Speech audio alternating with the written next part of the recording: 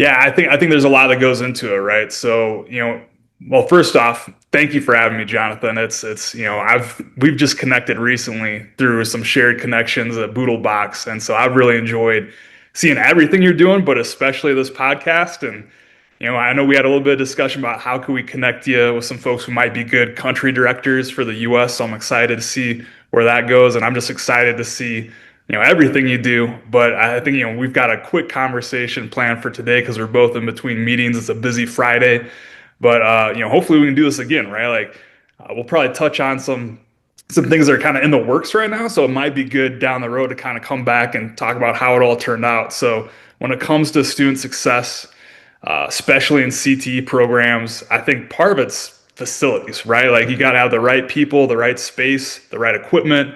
If you don't have that, it's really tough to do all of to do the programming, to get students placed in jobs. And so for us, that's something we've been working on the last few years at Community College Aurora. So we're in the Denver metro area. We're, generally on the eastern side of the metro area. And, so we've just opened a building on the last few months. It's called CAST, or Center for Applied Science and Technology. So it's got one big corridor as you walk down the center of the building. Generally, the STEM programming is on the right side. And then on the left side, you've got mostly skilled trades. So like construction, both for credit and non-credit. So Build Strong Academy in Colorado is a nonprofit that we invite into our space. And then also diesel power mechanics. So all of these programs are linked to jobs that are in demand, not only by our students, but also by industry. And we wanted to put them all in a new space because they were operating in some older spaces that weren't meeting their needs. And so I think that's a big part of it is like, how do you set up students for success with having good facilities, good equipment, and inspiring faculty and instructors? So, we literally moved the STEM team in like a week before fall classes started. So it was a busy August, and then construction and Build Strong, who I mentioned earlier, moved in the beginning of September. Diesel Power Mechanics moved in towards kind of the end of September because they're a summer to summer program. They don't follow a traditional schedule or calendar. So it's been a hectic last couple of months here at CCA, but fortunately everything actually went a little bit ahead of schedule, and we have our grand opening for that building on October 23rd. So a few Thursdays from now as we record this. So I think that's part of it. I think another part of it is I mentioned that diesel program. We train diesel techs in that program, and the majority of those students are working in the field while they complete the program, and they're sponsored by their employer. I mean, their sponsor is paying their way through the program. And in many cases, they're also buying their tools, assuming they continue to work with them for however many years. So it's a learn while you earn setup. And I think that's something that we see a lot of demand for from our students, but it's tough to build that for every type of program. We've heard folks from industry say, "Oh, could we do something similar in our sector?" And in some cases we can. In other cases, there's just a lot of challenges you have to navigate, and it takes a little bit longer time to set up. So I'd say, two things. Kind of mentioned CAST and facilities and the whole infrastructure. That's part of it.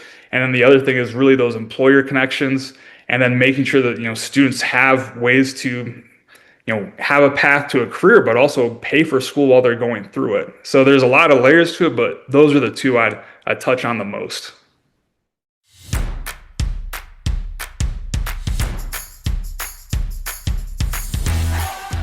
So let's see. I think I heard you say, how are students using AI and CTE? Exactly. Yeah.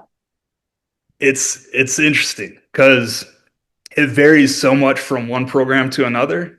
So I'm curious to hear, hopefully when we kind of continue this conversation down the road, a little bit more about what, you're plugged into so many folks across the world and in many different regions. So I'm curious to hear kind of how this compares to what you see and other people in your network see. But I know for us at CCA, you can go to one program, like let's just say maybe IT and cybersecurity, or even marketing and the business department, and the students are very excited to engage with different types of AI platforms, different LLMs, and they're already pretty like savvy when it comes to the tools and the skills they've developed.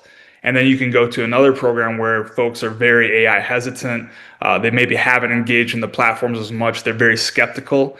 And so, I would say just as you see that whole variance and scope of perspectives and experience across our student population. It's similar with the faculty and instructor and staff population, right?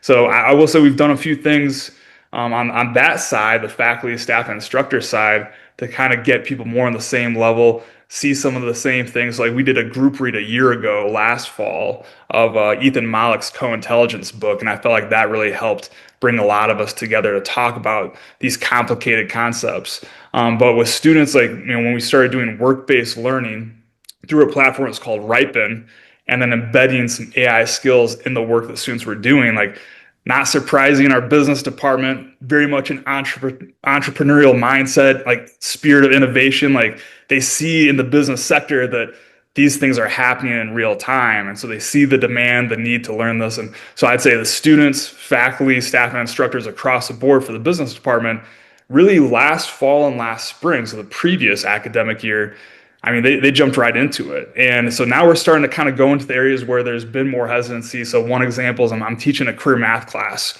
for our diesel power mechanics students as we speak. Like we're about 2/3 of the way done with the class. So it's a work in progress. I would say they're teaching me just as much as I'm teaching them, probably more, because I would talk about some of the things I'd see with AI, and they'd be like, nah, like that's some things were interesting, some were not. And then so I'd ask them questions about, okay, tell me more about the math that you're using on a daily basis in your jobs. And keep in mind, like I'm not a diesel technician. This is very much outside of my wheelhouse. I have a background as an IT analyst, very different type of math that I would work with on a daily basis there. So as they would talk to me about things like engine displacement, or like using, if you've got a lift, you have a sling on that lift and you want to come in at a certain angle to, one, successfully place a heavy object on the lift, two, reduce wear and tear on that sling so you're not having to replace it as often. You have to have correct angle placement. So geometry, really, like these are all new concepts to me that they're teaching me about. And then we started saying, like, what does AI do in a space like that? And for some, it's just getting the repetition of those calculations and working through word problems where you say, okay, here's how I could get better at doing this math in my mind on the fly. And then one, make sure I'm doing it correctly. So we partnered with what we call the Hub, which is like a lot of colleges have like a library. The Hub is like if you take the library, tutoring, other support services for students, like professional development for faculty and instructors, you put it all in one space. Like that's what the Hub is for us. And so they've been great on working through us. Like I got to give a shout out to like Mark Lauer, Heather Lang, Robin Schofield, because they've piloted a math tutor bot. Specifically, Mark has, where we've been involved as a class in the pilot and been able to test out, like, okay, how does this work for like diesel career math problems? Can it check the accuracy? Can it provide help with like step-by-step processing? So, you know, I went on a little bit of a rant there. Sorry. It's something that I'm like, it's literally like playing out as we speak. So I'm really excited. I feel like about 2/3 of the way through the class, like we've both, students and myself, have shared our perspectives and we've come to some common ground. Like there's some stuff we disagree on, but like the overwhelming feedback, this was not yesterday, but on Wednesday, when we talked about some of their use of the bot, was like really positive. And for a group that I think that they were here right now, they tell you they're, skeptical and hesitant of lots of parts of AI. Like, so for them to have that overwhelming positive feedback was huge. And then also they provided some feedback, like, here's how the bot could be better. So like, for example, they wanted the bot to be very approachable in its language and to express an interest and context from the students. And majority of the time that works out well, but some of the students said every once in a while it feels kind of awkward. Like the bot's asking too much about what my interests or my background are. Like it doesn't need to go that far for this word problem that we're working through. And there was a few other pieces of feedback. We went ahead and provided that with Mark and the team at the Hub. And so what's good with that is not only do they have that feedback, but they also have data from our use of it, and they can constantly evolve this bot to make it better and more effective. So it's something I've been kind of geeking out about recently. Like, again, when you're learning with your students and they're teaching you so much, it's pretty fun. That's one of the reasons I think a lot of us get in this field, is to have lifelong learning.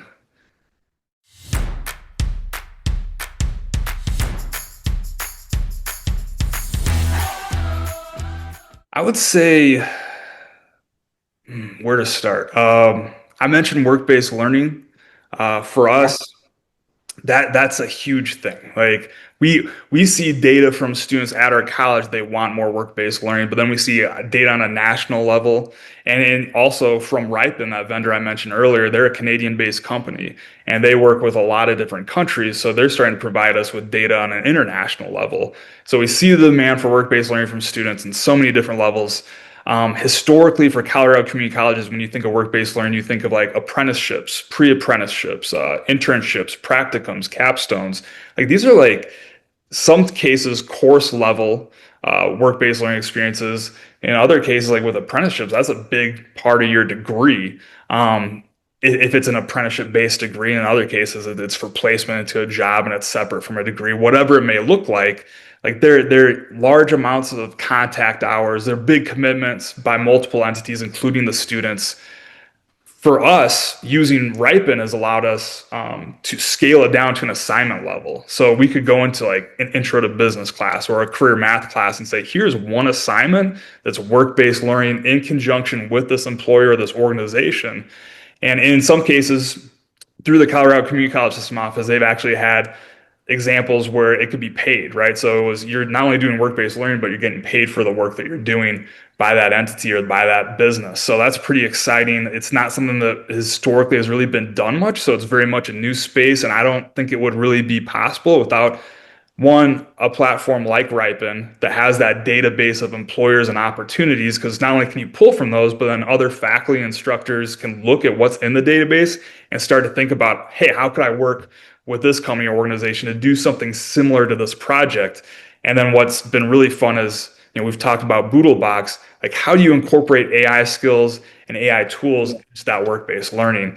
And that's something that's just, like I said with that career math class, kind of playing out in real time. So it's very much, I would say, innovative, kind of we're learning as we go along and we're making adjustments to try and make sure we're meeting students' needs. So I'd say students can be successful with not only their learning, but ultimately their career path by leaning into work-based learning and realizing that a lot of this stuff is changing very quickly just because of the landscape right now.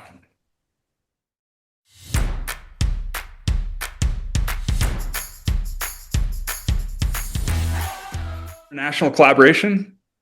exactly. Yeah, I mentioned Ripen and how we're seeing like not only are they, like now you can do an assignment level work-based learning project for a company in another country. And as you've experienced with Boodlebox, like you can use AI and LLM like in many different spaces for many different ways to make that project go better and to be more effective. So I think that's a big part of it is leaning into the technology that makes all this collaboration possible. And I think of, so I had a former student, his name's Jordan Pearlstein. He's started a nonprofit called the J Noah Skills Academy. And basically, this was something that in the early stages of COVID, when we were all in lockdown and we all of a sudden our daily routines changed substantially, he found he had some time to work on this project that he'd wanted to for a while, but hadn't had the time. And that was basically, he works in project management. So he's like, how do I teach, he's also a basketball student athlete when he's in college. He's like, how do I teach project management skills to youth? He's like, he saw a lot of middle school and high school students in his area that were looking like they like basketball, but what were they getting from basketball long term to become more employable, to have, careers that basically could support them and their families as they become adults. And that's where he's at. I can teach project management skills to these kids through basketball. And he had that lived experience being a basketball student athlete, working as a project manager as an adult after college. And so he's able to combine those two passions, those two backgrounds into this program that he's done. And it's really been fun to see it take off. I serve on the executive board for that nonprofit. He actually is started to travel to some other countries to share what he does, facilitate workshops, explore like could it be possible to set up similar programming in other countries. And I'd say like to think about that playing out in the past without some of this technology is difficult to imagine, but now it seems very plausible, very viable because of the technology and a lot of the collaboration that exists. So I think, yeah, when it comes to international collaboration, we're just starting to kind of see what's possible, and I'm excited for the future. And to mention, kind of how I open things up with is, especially with you, like I think, it's going to be fun to connect some of our networks and kind of see what's possible.